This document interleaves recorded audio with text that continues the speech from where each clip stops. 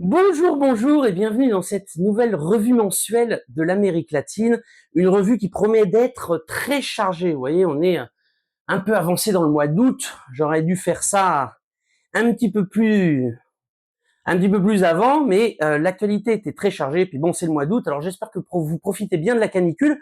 Alors figurez-vous que ça va pas seulement que sur les pays du Nord. Ici au Pérou, on est censé être en hiver. Normalement, on est avec des blousons, etc. Et on est en t-shirt, il y a une chaleur terrible. Et les effets du phénomène El Niño commencent à se faire sentir alors qu'on n'est pas encore arrivé à 2027. Hier, j'étais avec les pêcheurs de Chancay, du port de Chancay, et qui me disaient justement qu'il y a énormément d'espèces qui s'en vont plus au large parce que les courants sont devenus trop chauds. Alors, écoutez, je ne saurais que trop vous conseiller de vous asseoir, de vous servir un grand verre d'eau, un jus de papaye, ce que vous voulez, parce que comme je vous ai dit, l'actualité est très chargée. Aujourd'hui, on va parler alors déjà des États-Unis, on parlera de l'Argentine aussi, de la Colombie, où il y a eu des élections présidentielles, du Venezuela, du Pérou, il y a eu aussi des élections présidentielles. On parlera du Brésil, où il y aura des élections présidentielles, on mentionnera l'Équateur. Bon, il y a beaucoup à dire, hein, pendant que vous étiez en vacances. Il s'est passé de ce côté-ci de l'Atlantique, il s'est passé de nombreuses choses, et on commence directement avec les États-Unis, puisque le département des États des États-Unis a publié un tweet là, très récemment, dans lequel ils disent, je lis: la doctrine Monroe a façonné la politique étrangère des États-Unis pendant plus de 2 siècles. La suprématie états-unienne dans l'hémisphère occidental ne sera plus jamais remise en cause. Donc en fait, bon, ce tweet, on le sait, hein, moi ça fait 20 ans que j'inclus dans mes analyses la dimension impérialiste ou anti-impérialiste. Donc l'action des États-Unis sur le continent latino-américain, on la connaît, mais là, elle est directement assumée. Ah, on nous traitait de complotistes quand on parlait du soft power des États-Unis ou de l'ingérence ou de la subversion dans les pays progressistes ou révolutionnaires. Mais là, c'est totalement assumé par l'administration Trump. Et évidemment, ça s'inscrit dans le prolongement de la stratégie de sécurité nationale qui est parue en novembre 2025, de son corollaire qui est son application directe, qui est la doctrine de défense nationale. On a aussi entendu Peter Hegseth, donc le ministre de la guerre des États-Unis, parler d'une grande Amérique du Nord qui va du Canada jusqu'à l'Équateur. Et les États-Unis, ils écrivent pas une stratégie de sécurité nationale juste pour le plaisir d'écrire un document. Je vous conseille d'ailleurs d'aller le lire, hein, il est très clair. Donc, c'est la doctrine Monroe sur le continent, la recolonisation de l'Amérique latine, notamment pour ses ressources naturelles, mais aussi pour avoir des marchés pour pouvoir écouler des produits états-uniens, puisque il est de plus en plus difficile pour les États-Unis de rentrer en compétition avec la Chine, notamment pour les produits manufacturés. Donc, il faut précisément s'assurer un marché, un débouché. Et ça, par exemple, on peut le voir dans les accords commerciaux qui ont été signés entre l'Argentine et les États-Unis, ou entre l'Argentine et l'Équateur. Puis, au fur et à mesure que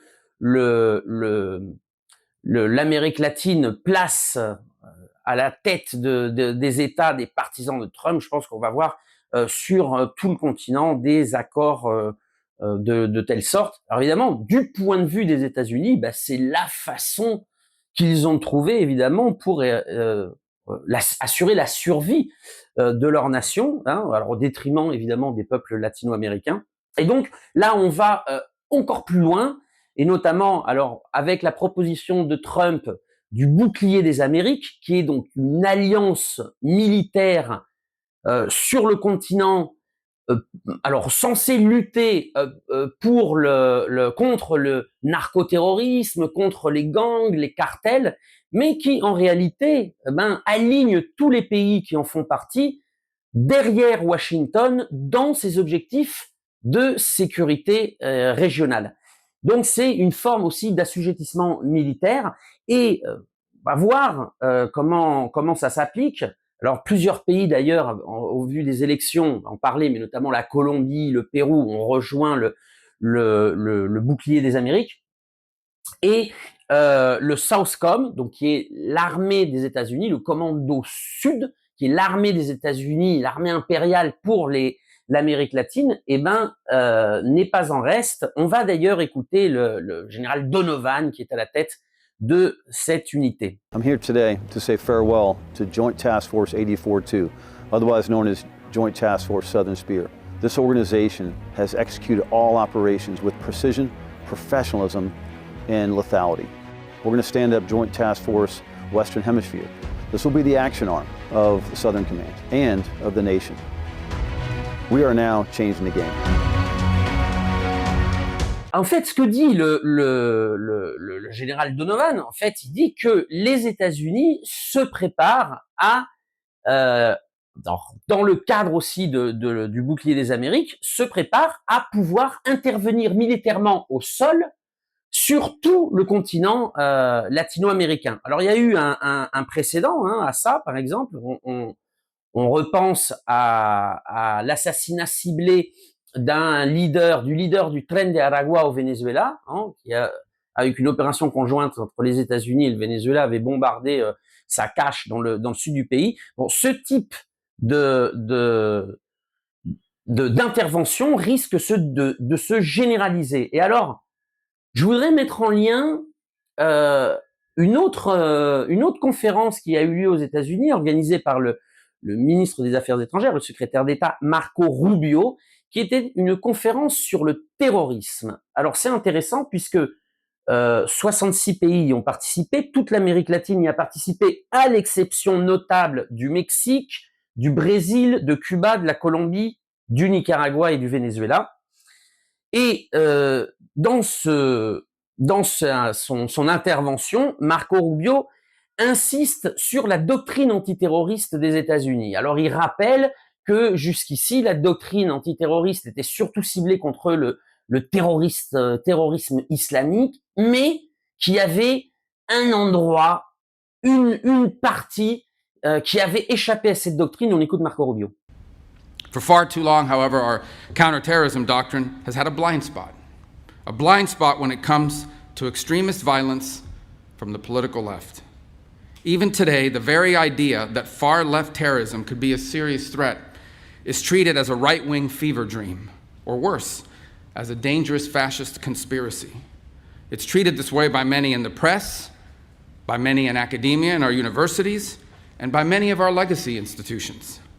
Voilà, donc là, on voit comment tout s'opère en réalité pour finalement une recolonisation totale de l'Amérique latine, que ce soit au niveau économique mais aussi militaire, et puis des graves menaces aussi qui pèsent sur l'opposition au gouvernement qui s'aligne derrière Washington, puisque Marco Rubio considère toute la gauche radicale comme terroriste. Oui, mais c'est qui la gauche radicale? Là, on est un peu dans le flou.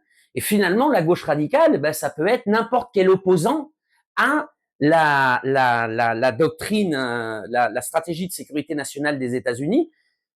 Par exemple, au Pérou, ça a été, on appelle ça le terruqueo, mais au Pérou, ça a été utilisé à partir de la guerre contre le Sentier lumineux. Une fois le Sentier lumineux vaincu, tout opposant au régime néolibéral était considéré comme terroriste, avec des menaces de suivi judiciaire. Donc ça, ce que dit Rubio, quand on le prend dans le contexte général de retour de la doctrine Monroe, du bouclier des Amériques, on voit bien qu'il y a une grande menace aussi pour toutes les oppositions. On va passer à l'Argentine, voir un peu, quand là les États-Unis donnent le cadre général, on va voir comment c'est repris dans les pays qui adhèrent à cette doctrine. Et notamment en Argentine, sur l'Argentine, on va écouter le président de ce pays, Monsieur Milei, nous dire un peu qu'est-ce qu'il entend par terroriste.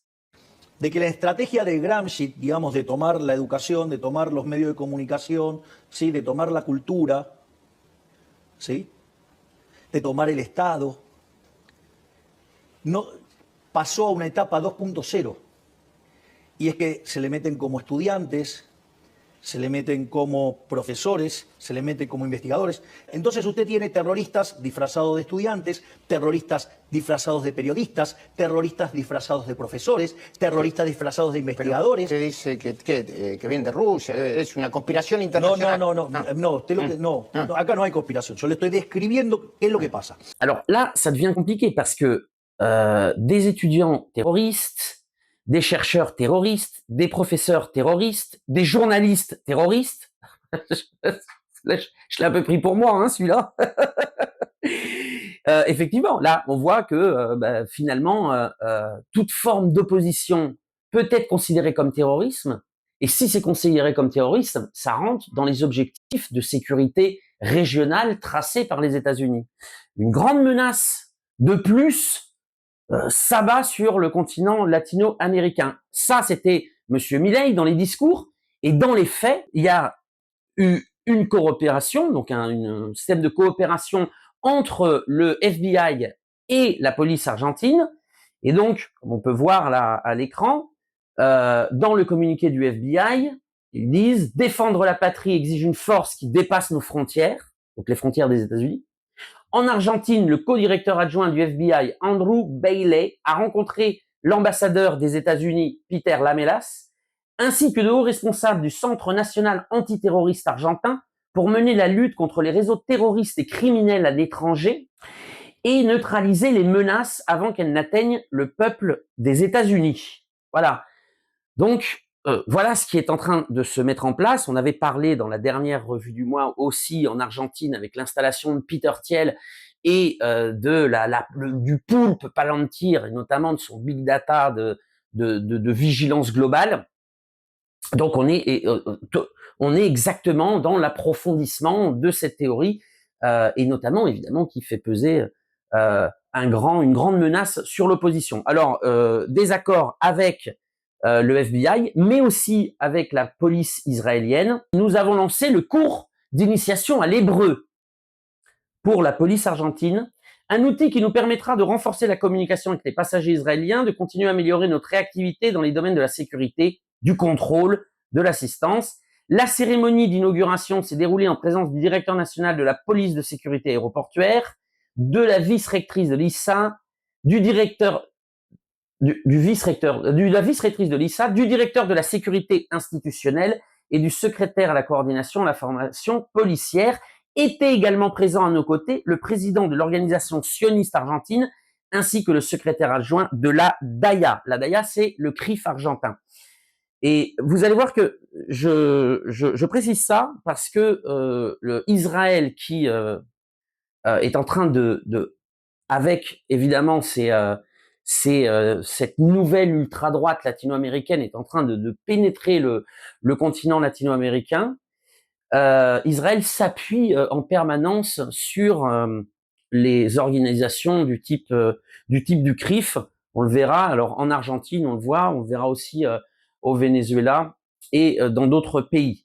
Voilà. Donc voilà, on a vu les États-Unis, comment ça s'applique dans un pays. On a vu Monsieur Milei ce qu'il pensait. On voit les accords policiers avec des pays qui sont spécialisés dans la vigilance, le contrôle, comme ils disent, la sécurité, le contrôle du big data, etc. Donc, voilà qu'évidemment, des gouvernements autoritaires se mettent en place dans toute l'Amérique latine. Et finalement, je dirais presque c'est la conséquence logique de la doctrine de sécurité nationale des États-Unis, puisque s'il s'agit pour les États-Unis d'avoir des ressources énergétiques ou ressources minières illimitées à travers les ressources naturelles de l'Amérique latine et de pouvoir aussi exporter leurs produits et d'avoir des marchés sûrs face à une compétition qui serait éloignée, celle de la Chine, ben évidemment, à un moment donné aussi, les peuples vont essayer de se rebeller et la construction de ce maillage sécuritaire appuyé par les États-Unis au nom de la lutte contre le terrorisme n'augure bien évidemment rien de bon. Alors, il y a quand même une bonne nouvelle en Argentine dans tout ça, c'est que la loi sur la privatisation des terres, qui faisait beaucoup de bruit, n'est pas passée au Sénat. Non.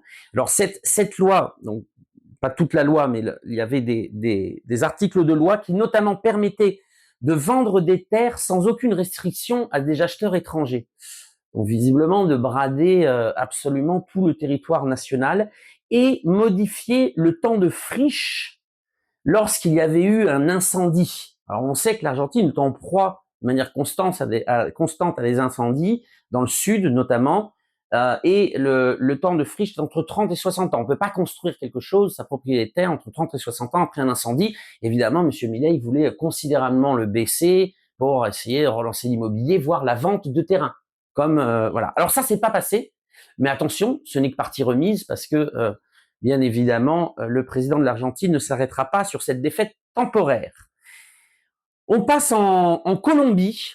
Oups, on remonte là directement de l'Argentine en Colombie. En Colombie, vous avez dû voir dans les médias, la Colombie, après le Venezuela, a souffert un tremblement de terre de 7,4 sur l'échelle de Richter. Il y a d'énormes dégâts, il y a des morts, il y a des blessés, il y a des personnes sinistrées.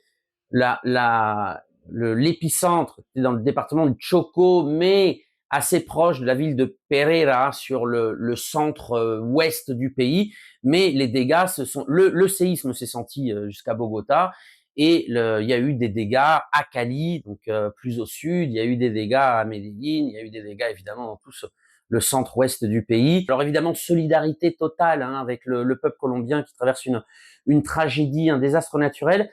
Et donc, alors, la gestion de crise est totalement différente du Venezuela. On a vu beaucoup d'amateurisme dans le nouveau président élu, Abelardo de la Espriella, qui fait partie de cette nouvelle ultra-droite latino-américaine.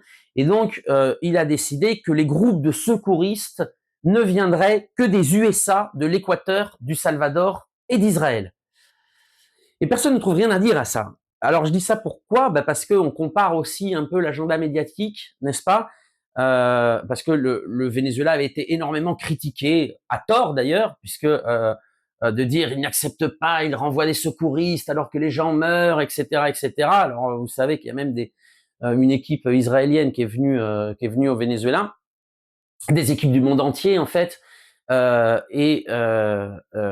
pour le bien évidemment des Vénézuéliens. Là en Colombie, personne ne trouve rien à dire à ce que les brigades de secouristes ne proviennent que de 4 pays. Espérons que cela ne porte pas préjudice au peuple colombien qui a été durement touché par ce séisme. Alors autre séisme, alors celui-là il est politique, c'est l'élection de monsieur Abelardo de la Espriella, donc qui a été élu face au candidat, on va dire de centre-gauche, mais du progressisme, qui représentait au-delà des propositions de justice sociale, qui représentait aussi une voie vers l'intégration régionale, vers le monde multipolaire. On se rappelle que Gustavo Petro, le président actuel, a été un fer de lance de dénoncer le génocide à Gaza. Il avait été aussi la Colombie, avec M. Petro, avait été le promoteur du groupe de la haie, non, pour justement dénoncer les crimes contre l'humanité faits par Israël à Gaza. Alors là, évidemment, virage total à 180 degrés. On va mettre une petite vidéo de Monsieur de la Espriella, qui est touché par la grâce divine.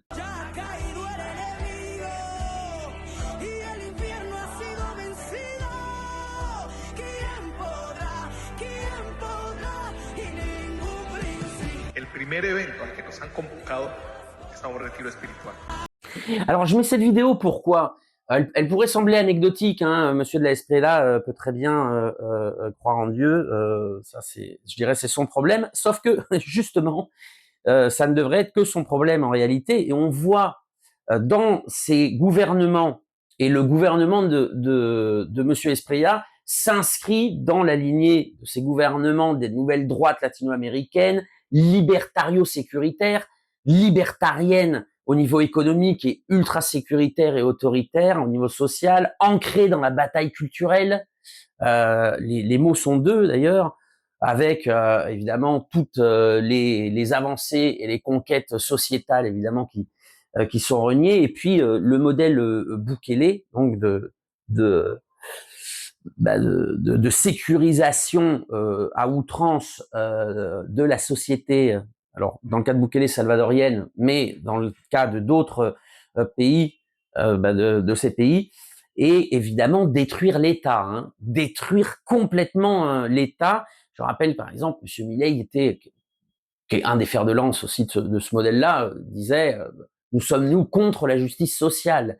Donc on est dans cette mouvance en Colombie, et une mouvance qui s'appuie aussi sur des groupes religieux, notamment évangélistes. Alors Monsieur de la Espriella, qui il y a quelques années était athée et s'est converti au catholicisme œcuménique, mais on entretient des relations très profondes avec les milieux évangélistes, et qui sont au centre, hein, à chaque fois de ces options politiques d'ultra-droite, sécuritaire, ultra-libérale, et bien évidemment alignées derrière Washington. Alignées derrière Washington, mais pas que, on verra ça plus tard. Alors quels sont là, bon, il a été élu, il a pris ses fonctions le 7 août. Donc, pour l'instant, on pourrait penser qu'il y a pas grand-chose de fait. Ben, détrompez-vous. Alors, au niveau national, ben, il a été pris de court par le tremblement de terre. Mais au niveau géopolitique, en quelques jours, tenez-vous bien, Monsieur de la Espriella a émis la possibilité à l'ambassadeur Nate Morris, ambassadeur des USA en Colombie, de sortir des routes de la soie. Monsieur Petro, l'ancien président, avait en 2025 signé un accord préliminaire avec la Chine pour que la Colombie intègre ces fameuses routes de la soie, évidemment dans le but de rapprocher les peuples, développer des infrastructures, développer les marchés. Eh bien, Monsieur de la Espriella va certainement en sortir. On va écouter ce que dit à ce sujet l'ambassadeur Nate Morris, ambassadeur des USA en Colombie. I've been very encouraged by the president-elect and his commitment to withdraw from that MOU. And I believe, obviously, that I think all nations have to make a decision that if it's either the United States or China on who they want to do business with. I think we have an extraordinary opportunity to open the Colombia economy once again. For the last several years, they've been very challenged because of the leadership that's been in place, but I'm very hopeful of the new president-elect and obviously our ability to make investments that I think will be in the best interest of the United States and the long-term security of both countries. Alors, en quelques jours, Monsieur de la Espriella a une intense activité diplomatique, puisque il a donc décidé de cesser les relations avec la République arabe sahraoui et renforcer les liens avec le Maroc. On va mettre aussi une vidéo, vous allez voir ça. And it is a pleasure to tell Colombia and to tell Morocco that we are going to build a new beginning in the relationship between both countries. And that means to strengthen our political and economical relationship, including the possibility of an FTA with Morocco and how to strengthen investment coming from Morocco to Colombia. Bon, moi, je suis enchanté de voir Monsieur le ministre, qui est ici le seul ministre des Relations étrangères de l'Afrique qui nous visite maintenant. On a pris une décision en Colombie, comme le vice-président mentionnait, de raffermer les relations avec le Maroc. Et une des décisions les plus importantes, c'est le fait de reconnaître la souveraineté du Maroc sur le sud du pays, saharo-marocain. Et on va demain déjà faire une déclaration formelle du fait que la Colombie reconnaît la souveraineté du Maroc sur tout le territoire marocain. C'est un plaisir d'être ici, sur instruction de Sa Majesté le roi Mohamed VI, pour présenter ses vœux à son Excellence le Président Abelardo de la Espriella et de partager aussi la même volonté d'ouvrir une nouvelle page dans les relations bilatérales. La décision de la Colombie de retirer sa reconnaissance de la prétendue raste et de reconnaître la souveraineté du Maroc sur son Sahara est une décision historique qui va donner un grand élan à la relation bilatérale. Donc, renforcement du lien avec le Maroc. Alors, vous allez dire, mais le Maroc, c'est loin, qu'est-ce que ça veut dire? Ben, le Maroc est en train aussi de renforcer ses liens avec tous ces pays.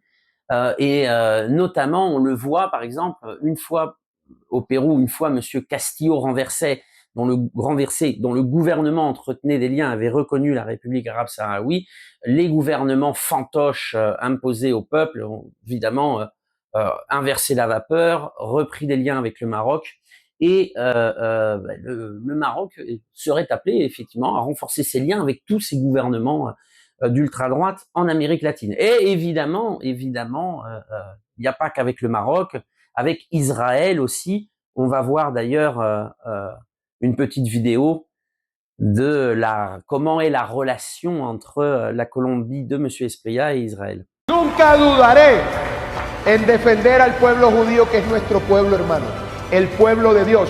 Y con la ayuda de ustedes, con la bendición de Dios, vamos juntos a salvar y a reconstruir a Colombia. Shalom, shalom.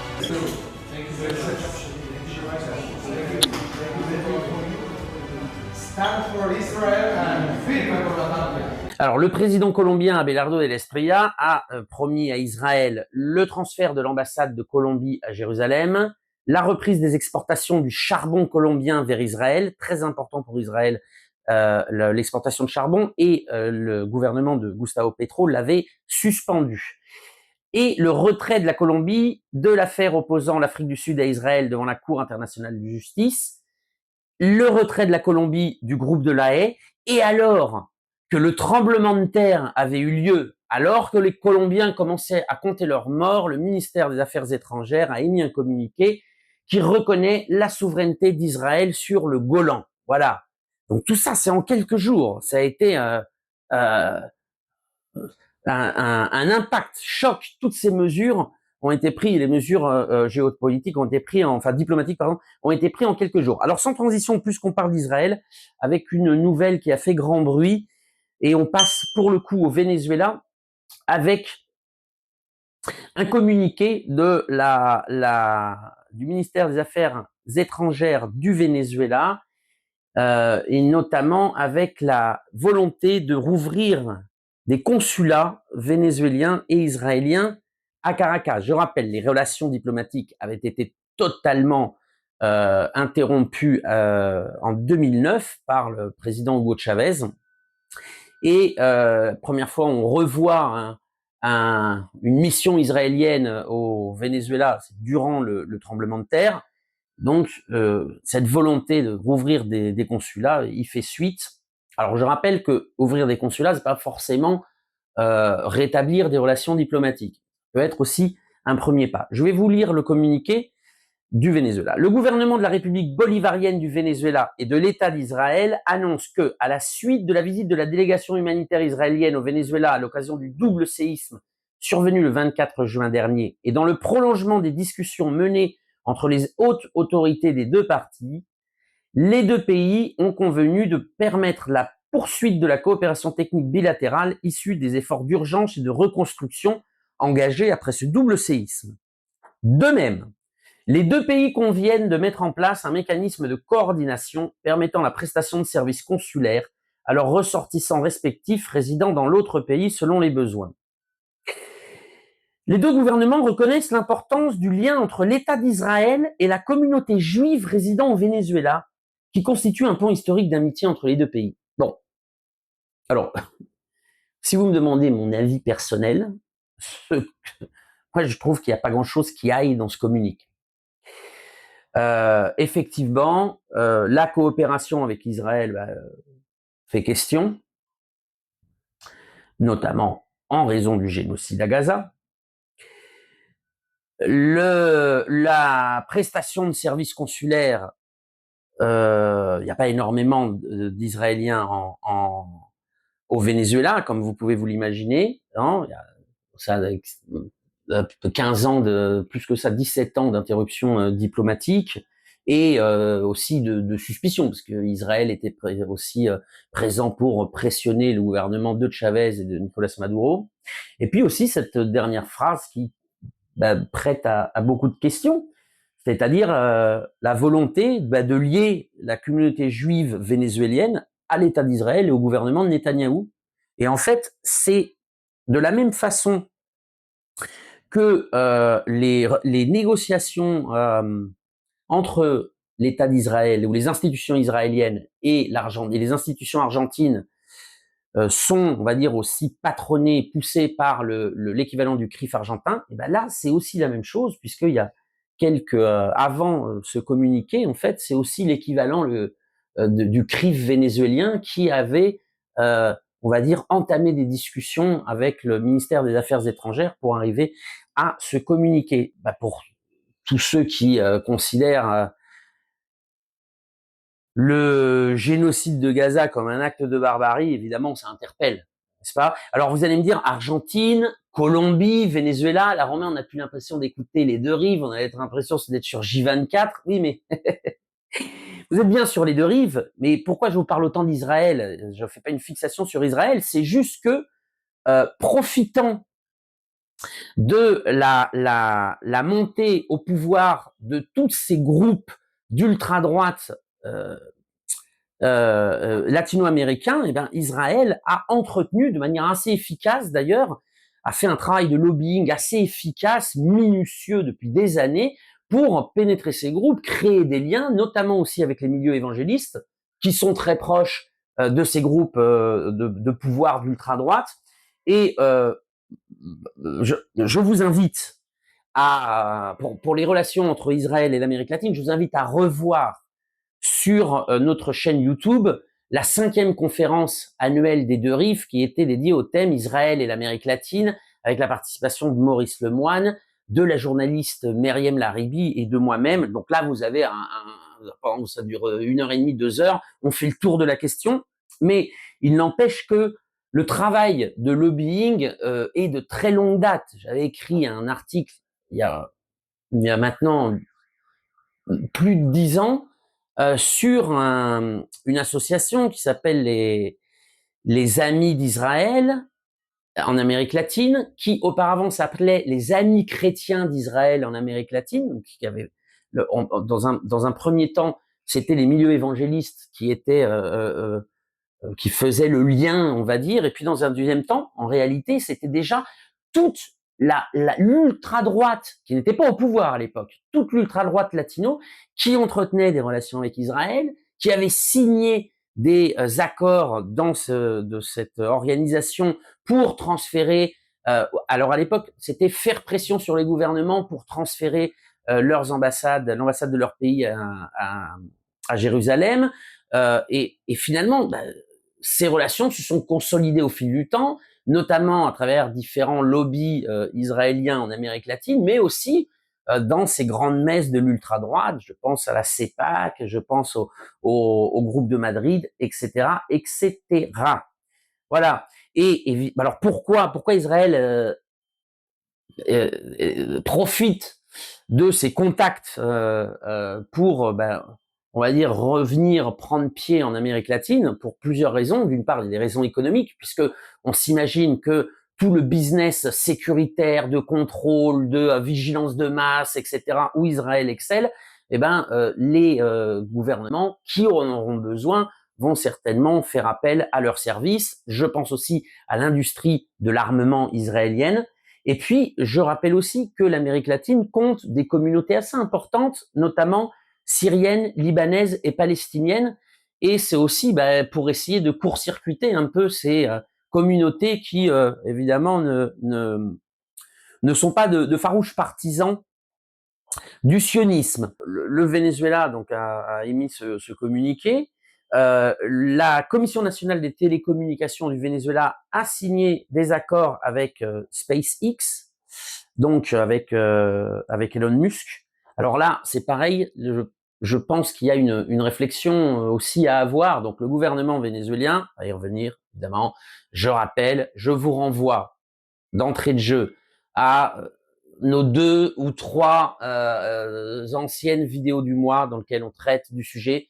Je vous renvoie surtout à la 6e conférence annuelle des deux rives. J'arrête pas de faire de la promotion pour les deux rives, c'est génial, autopromo. La 6e conférence annuelle des deux rives était sur le thème du Venezuela. Et donc, on a accueilli Maurice Lemoine, l'historien Philippe Risty, qui connaît très bien le Venezuela. On a accueilli les cinéastes Daniel Yegrès et Thierry Deron qui vivent au Venezuela. J'ai aussi participé Bon, il y a eu un grand échange. Je vous renvoie, allez le voir. Hein, peut répondre certainement à beaucoup de vos questions et vos préoccupations. Et sur le monde multipolaire, je dirais, l'Amérique est loin, le continent américain est loin, malheureusement. Et finalement, dans ce monde multipolaire, on oublie que un des pôles, précisément, sera les États-Unis et le reste du continent sur lequel ils ont la main mise. Et effectivement, SpaceX peut apporter des solutions au quotidien du Vénézuélien, et solutions qui n'ont pas été apportées notamment par la Chine, par exemple, en temps voulu, ou par une autre puissance qui aurait pu aider le Venezuela à avoir de meilleurs systèmes d'internet et de communication. Voilà. Alors, bon, je vais pas m'étendre ici sur trahison ou pas. Je vous renvoie à la 6e conférence anniversaire des Durives. On a traité le sujet en long, en large et en travers. Néanmoins, une fois qu'on a dit ça, qu'il y a beaucoup de déceptions, notamment à l'étranger, effectivement, puisque le Venezuela, là, pour le coup, c'est évidemment transparent, ne porte plus le flambeau anti-impérialiste, n'est-ce pas? Mais il est quand même intéressant d'écouter le point de vue du chavisme, le point de vue des chavistes au Venezuela. Alors, pour ça, on va commencer avec une vidéo du fils de Nicolás Maduro. Non? Alors, je dis ça parce que je mets le Nicolás Maduro Guerra, puisque beaucoup, effectivement, accusent Delcy Rodriguez d'avoir trahi Maduro. D'ailleurs, cette matrice d'opinion est aussi née de gens qui détestaient Maduro. Mais Delcy Rodriguez aurait trahi Maduro, ce n'est pas ce que pense le fils de Nicolás Maduro. Delcy Rodriguez, no se nos olvide quién es Delcy. Delcy fue durante casi 8 años la vicepresidenta de Nicolás Maduro Moro. Hasta el 3 de enero, Nicolás la tuvo a su lado y la tiene a su lado en este momento. No nos olvidemos nunca de dónde viene Delcy y lo que hoy nos toca afrontar, porque aquí pudo haber sido muy fácil llamar a las armas e inmolar a 1, 2, 3 millones de venezolanos que están dispuestos a dar la vida por nuestro país. Pero esa era la opción, el camino acertado, y tiene todo el apoyo del pueblo y todo el apoyo nuestro de transitar el camino en paz y de abrir los canales de negociación con los Estados Unidos y con todos los gobiernos con los que tengamos algún problema para resolverlo. Y yo lo decía ayer, tengo la fe en mi corazón, en mi alma, en mi espíritu. Mi familia y yo tenemos la fe que a través de la diplomacia bolivariana vamos a tener de vuelta a Nicolás Maduro y a Cilia Flores. Ese es el camino. Voilà. Je ne commande pas, je vous laisse libre aux commentaires, on ouvre un débat dans les commentaires, il n'y a pas de problème. Je vais d'ailleurs renforcer en vous donnant le point de vue d'un autre chaviste qui, lui, est un chaviste critique. Il s'agit de Luigi Bracci, qui est très suivi sur Twitter, qui a toujours été à la gauche du chavisme, et il s'adresse ici alors lui il dit aux influenceurs, mais en réalité à toute la population qui, depuis l'étranger, critique les positions actuelles du Venezuela. Je lis, ce n'est pas de moi, c'est donc de Luigi Bracci. Ouvre les guillemets. J'imagine que ces comptes d'influenceurs de gauche d'autres pays qui critiquent la lâcheté du Venezuela vont tous les après-midi s'entraîner dans un stand de tir, s'exercer avec leur AK-12, dernier cri, ou apprendre à tirer avec des iglas. Ou alors, ils ont une usine clandestine de drones explosifs dans la cave de chez eux. J'imagine qu'ils envoient de manière encore plus clandestine 500 drones par jour à la résistance palestinienne, aux Russes et aux Iraniens. Et j'imagine qu'ils sont également prêts à riposter comme il se doit lorsque l'impérialisme ou le sionisme décidera d'envahir leur pays. Mais enfin, si vous vivez presque tous dans des pays membres de l'OTAN, je ne vois pas comment vous pourriez être davantage envahis. Nous avons mis en place au Venezuela une milice volontaire et la plupart de ceux qui se sont inscrits étaient des personnes âgées. Vous vous moquiez aussi en secret de cette dame potelée d'une 50aine d'années qui apparaissait à la télévision en courant avec un fusil comme si elle était en colonie de vacances ou de cette dame de 90 ans qui sortait avec un autre fusil en disant qu'elle était prête à défendre son pays. Mais aujourd'hui, vous critiqueriez aussi vertement Delcy Delcy Rodriguez, la présidente par intérim, si elle avait décidé d'envoyer des personnes comme elle se faire tirer dessus par un groupe d'élite états-unien utilisant des hélicoptères Apache. Que faire? Quoi qu'il en soit, vous devriez, vous, nous montrer l'exemple de manière concrète. Fermez les guillemets. Voilà. Luigino Bracci. Et oui, et en fait, ça fait écho un peu à ce que disait Nicolas Maduro. C'était quoi l'option? De se faire immoler, d'envoyer à la mort 2 millions de Vénézuéliens qui y seraient allés de bon gré, sans aucun problème, puisque il y a aussi un très fort patriotisme et qui aujourd'hui sont dans une certaine recomposition, on va dire. Alors, la réflexion que je fais là-dessus, le chavisme rebelle, anti-impérialiste, que l'on a connu pendant plusieurs années, n'est plus en ce moment.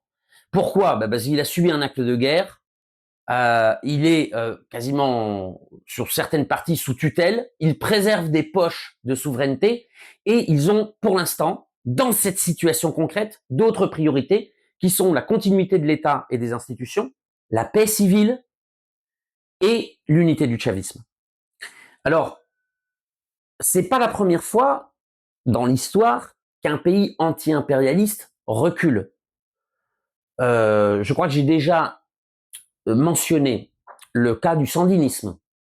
Le sandinisme, une fois qu'ils ont perdu les élections en 90 parce que la guerre que les États-Unis menaient contre eux à travers les contrats avait laissé le pays exsangue, les sandinistes décident de se maintenir dans la voie populaire, mais en passant des accords, des alliances, et notamment des alliances contre nature, notamment avec la droite néolibérale dans les années 90 ou au début des années 2000, et notamment en vue de maintenir l'unité du sandinisme, de préserver les institutions, notamment pour le sandinisme l'armée, et d'essayer à un moment donné de la vie politique et électorale de revenir au pouvoir. C'est ce qui s'est passé d'ailleurs en 2006. Mais je pense aussi à l'Iran. Je vois plusieurs personnes d'ailleurs qui du coup considèrent que le Venezuela a trahi et s'enflammer sur l'Iran parce qu'elle est en train de botter les fesses des États-Unis au Moyen-Orient. Mais l'Iran d'aujourd'hui, c'est pas l'Iran des années 90 avec l'imam Rafsanjani. L'imam Rafsanjani qui était au cœur du scandale de l'Iran Gate, de la vente d'armes aux contrats nicaraguayennes justement pour achever le sandinisme. Donc ça évolue et pourtant après ça donne Ahmadinejad qui était lui alors très anti-impérialiste, puis ça donne aujourd'hui finalement un régime, un gouvernement qui lutte ardemment contre l'anti-impérialisme. Donc ça évolue aussi. Je pense aussi au péronisme. Quand Carlos Menem, l'ultralibéral, qui vient du camp péroniste, arrive au pouvoir, qui aurait pu prédire déjà la survie du péronisme, à part les péronistes, évidemment, les péronistes argentins, ça aucun doute qu'ils l'auraient prédit, mais je veux dire, vu de loin, qui aurait pu prédire ça, et qui aurait pu prédire le retour de Nestor Kirchner, puis Cristina Fernandez de Kirchner, 10 ans après. Donc voilà, moi c'est des réflexions que je laisse ici, si vous voulez les commenter. Je sais, je comprends la déception de plusieurs d'entre vous, évidemment, puisque le flambeau que tenait le Venezuela, notamment pour un monde meilleur dans la lutte anti-impérialiste, ce flambeau pour l'instant s'est éteint, mais effectivement le gouvernement de Delcy Rodriguez, si l'on en croit les chavistes, décide d'entretenir les braises. Voilà, une petite métaphore pour finir sur ce thème-là. Alors, entre-temps, le Venezuela se remet aussi de l'immense tremblement de terre. Je crois que les chiffres font état de 7-8 000 morts, 25 000 blessés, plusieurs dizaines de milliers de personnes sinistrées. Et l'État vénézuélien est en train d'apporter des solutions. Alors pour les personnes les plus pauvres, il y a toujours les logements sociaux qui continuent de se construire au Venezuela et qui hébergeront des personnes qui ont tout perdu et qui n'ont pas les moyens de racheter un autre appartement. Mais vous savez, enfin d'ailleurs, vous le savez certainement parce que j'ai fait une vidéo sur le sujet du tremblement de terre à peine avait-il eu le lieu. Mais les zones les plus touchées ne sont pas des zones de quartiers populaires. En réalité, c'est la zone de Chacao, San Bernardino, où habitent les classes moyennes supérieures, même la petite bourgeoisie. C'est une partie de la Guaira où en fait les personnes étaient aussi des classes moyennes. Et donc, et on peut les comprendre d'ailleurs, ils n'ont pas forcément envie d'être déclassés, on va dire, et d'aller dans les logements sociaux avec des personnes des classes populaires vénézuéliennes. Donc l'État a, alors en continuant à construire des logements sociaux pour ceux qui n'ont pas les moyens, mais finance pour acheter, donc si vous êtes victime d'un sinistre, si une personne compte acheter un autre appartement qui coûte jusqu'à $70,000, l'État finance 80%. 80% des $70,000 est donné par l'État. Donné. Okay, et les 20% qui restent à crédit sur 25 ans. Si l'appartement coûte entre 70 000 et 100 000 $, l'État finance 50% et les 50% qui restent sont un crédit sur 25 ans. Voilà. Alors ça, c'est pas très ultralibéral, hein. Juste pour rappeler. Voilà. Donc, alors je sais que le Venezuela va donner lieu à des débats. Je vous écoute. On peut débattre dans les commentaires. Pas de problème là-dessus. Alors, on continue dans les nouvelles. Si, j'espère que vous étiez bien motivés, que vous étiez détendus des vacances, parce que cette revue n'est pas très optimiste.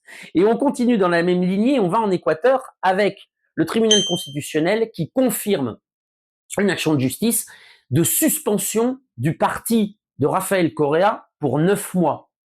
Alors là, on est évidemment dans un autre cas de l'affaire de judiciarisation de la politique, et ça empêche le parti de Rafael Correa de se présenter aux élections municipales qui auront lieu, si je ne m'abuse, le 26 novembre 2026, à la fin de l'année.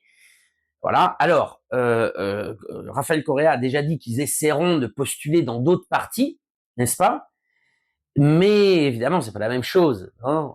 Et d'ailleurs, c'est pas la première fois. C'est même la 4e fois. Il y a un acharnement pour enlever le parti à l'opposition au régime de Daniel Noboa, donc, régime de cette nouvelle ultra-droite latino-américaine, alignée sur Washington, etc. C'est même la 4e fois. Donc, sur Rafael Correa disposait, lui et ses partisans, d'abord de Avanza País. Ils l'ont perdu en justice. Ensuite, ils ont été invités dans un parti qui s'appelait Fuerza Compromiso Social, mais qui n'était pas leur parti, donc ils ne géraient pas les instances dirigeantes. Ils ont déménagé, on va dire, dans un autre parti pour pouvoir présenter les candidats, qui s'appelait le Centro Democrático, avant de créer leur parti. Pourquoi ils ne créent pas un parti? Parce que c'est difficile de créer un parti en Amérique latine, en règle générale, en Équateur aussi en particulier, et que la justice empêchait la création d'un parti pour les coréistes. Et là, elle vient de le suspendre, donc dans la lignée. Un nouveau cas là qui s'applique typiquement dans cette volonté de ces gouvernements de museler l'opposition, avant même peut-être d'aller plus loin dans l'autoritarisme. Alors, au Brésil, je fais très rapidement, mais le Brésil, c'est important puisque vous savez qu'en octobre, il va y avoir des élections présidentielles au Brésil. Alors, j'ai regardé quelques sondages. Pour l'instant, les sondages donneraient une victoire à Lula contre le fils de Jair Bolsonaro, Flavio Bolsonaro. Mais donc, la campagne a commencé. Et sur plusieurs produits, l'administration Trump a mis des droits de douane. Évidemment, des droits de douane immédiatement contestés par Lula. Monsieur Milei s'est réuni dans un acte de campagne avec Flavio Bolsonaro, dans lequel il a insulté Lula. Alors, Lula a répondu de manière très calme. Il a dit, écoutez, si Marco Rubio veut venir au Brésil faire campagne, qu'il vienne. Si Milei veut venir faire campagne, qu'ils viennent. De toute façon, je ne fais pas campagne pour eux, je fais campagne pour le peuple brésilien qui est derrière moi, etc. Donc, il n'a pas envenimé les choses. C'est pas du tout le style Lula en plus. Mais en fait, que ça soit les venues de Milei ou les droits de douane, eh ben en fait, la campagne et les ingérences ont déjà commencé pour essayer de faire gonfler le score de Flavio Bolsonaro. Voilà. On termine avec le Pérou. Alors après une saga judiciaire énorme, finalement, Keiko Fujimori, donc la fille de l'ancien dictateur Alberto Fujimori, a été intronisée présidente du Pérou. Donc le camp d'en face, Juntos por el Perú, un parti de centre-gauche qui s'était allié aux partisans de Monsieur Castillo, ont crié à juste titre à la fraude électorale, notamment sur les voix des Péruviens de l'extérieur, puisque en cours de route, entre le premier et le deuxième tour, une semaine avant le deuxième tour, l'Assemblée nationale, qui était aux mains des Fujimoristes, a transformé la loi électorale, et ce n'était plus directement le pouvoir électoral qui se chargeait des votes des Péruviens de l'étranger, mais la chancellerie, le ministère des Affaires étrangères, dont le ministre était ouvertement fujimoriste, partisan donc de Keiko Fujimori. Et il y a eu, notamment aux États-Unis et en Argentine, de gros soupçons de fraude qui ont permis à Keiko de passer devant au résultat final, puisque Keiko Fujimori perd au Pérou. Alors elle perd pas de beaucoup, hein, elle perd de 20 000 voix sur 18 millions. Elle perd de 20 000 voix sur 18 millions au Pérou, mais avec les 70 000 voix de l'étranger de plus qu'elle avait, elle gagne de 50 000 voix dans le pays. Vous imaginez 50 000 voix sur 18 millions. Alors, la situation au Pérou est une situation qui va être relativement bloquée et très frustrante pour les 5 ans qui viennent. Puisque Juntos por el Perú, avec son alliance avec les castillistes, mais aussi avec l'alliance avec des partis sociodémocrates, voire même sociolibéraux, ont constitué un bloc d'opposition et ont remporté le perchoir à l'Assemblée. Mais au Sénat, il y a eu trahison d'une sénatrice, membre de Juntos por el Perú, qui a volontairement voté nul pour faire gagner le Fujimorisme, les autorités, pour faire gagner au Fujimorisme les autorités du Sénat. Le Fujimorisme et le parti qui le dépasse sur sa droite, Rénovation Populaire, ont 50% des voix au Sénat. Comme ils ont gagné, grâce à cette trahison, ils ont gagné la présidence du Sénat, la voix du président compte double. Donc en fait, ça va être très frustrant parce que tous les projets de loi qui vont émaner de l'Assemblée seront bloqués au Sénat.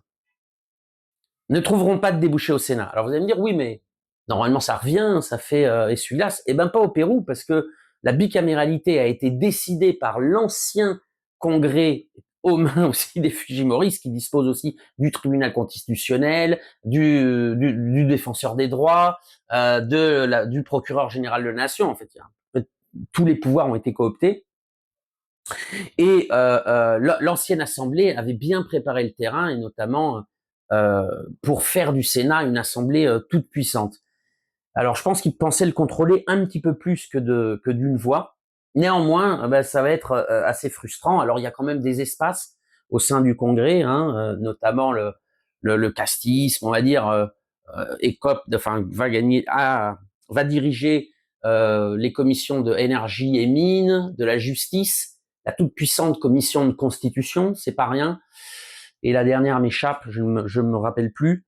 Et puis il y a des commissions extraordinaires, et notamment la proposition d'une commission qui enquête sur les crimes d'État faits après le coup d'État contre Pedro Castillo, et même d'enquêter avant. Qu'est-ce qui a conduit au coup d'État contre Pedro Castillo et aux assassinats de manifestants. Donc ça peut être intéressant, mais après pour le changement structurel du Pérou, là c'est 5 ans de perdu. Alors va y avoir évidemment des jeux de pression entre l'exécutif et le législatif, puisque Madame Keiko Fujimori n'aura pas la possibilité d'avoir d'initiative de loi, parce qu'elle n'a pas la majorité au Parlement. Et donc, je pense que d'ici quelque temps, elle accusera évidemment le Parlement d'empêcher qu'elle puisse réaliser des efforts dans dans le domaine de la sécurité, qui préoccupe beaucoup les les Péruviens et dans d'autres, et dans l'économie. Donc il va y avoir un jeu de victimisation de côté comme de l'autre. Bon, tout un cercle politicien. Bon, voilà, on vous tiendra au courant, mais bon, ça va, à mon avis et à mon sens, va pas y avoir de changements radicaux, y compris d'ailleurs, c'est intéressant parce qu'il y avait toute une catégorie, notamment dans les classes moyennes, anti-Fujimoristes, qui pensaient que Keiko Fujimori allait arriver baïonnette au canon à tirer sur tous les opposants qui bougent, et pas du tout, pas du tout. C'est même par rapport aux autres gouvernements comme Milei ou Abelardo de la Espriella, un petit peu, un ton en dessous, un petit peu plus modéré. Alors ça veut pas dire, ça fait pas d'elle quelqu'un de gauche, hein, ça reste ultra-libéral, sécuritaire, etc., mais un peu plus modéré.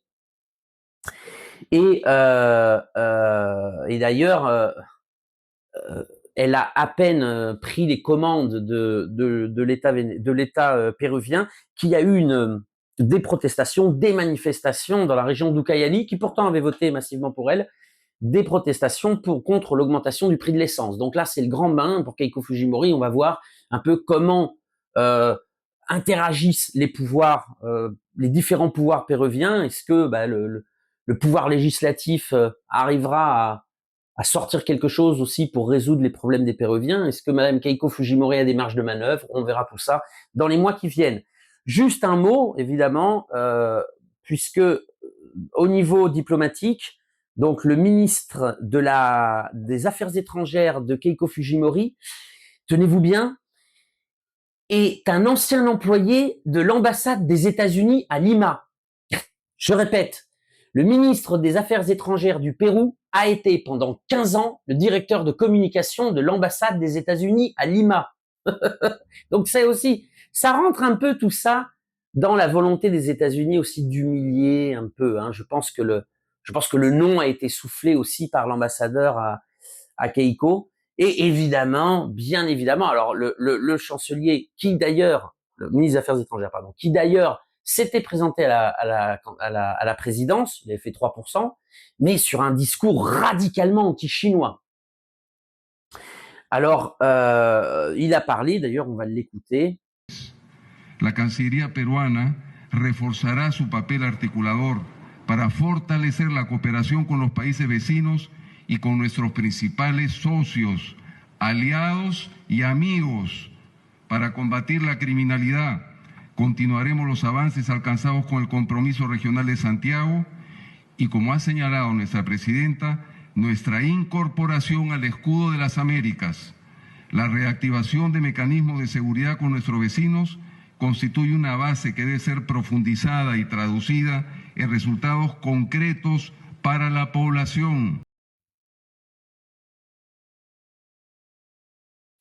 Voilà, pas de surprise. Le Pérou rentre dans l'initiative du bouclier des Amériques, donc s'aligne évidemment derrière les stratégies militaires régionales des États-Unis. Alors pour le Pérou, il n'y a pas de grande surprise en réalité, parce que c'est dans la continuité logique de tout ce qui se passe depuis le coup d'État contre Pedro Castillo, avec depuis mai 2023 une occupation militaire des États-Unis au Pérou. Non, il y a des bataillons de soldats états-uniens qui parcourent le Pérou, qui n'ont compte à rendre à personne.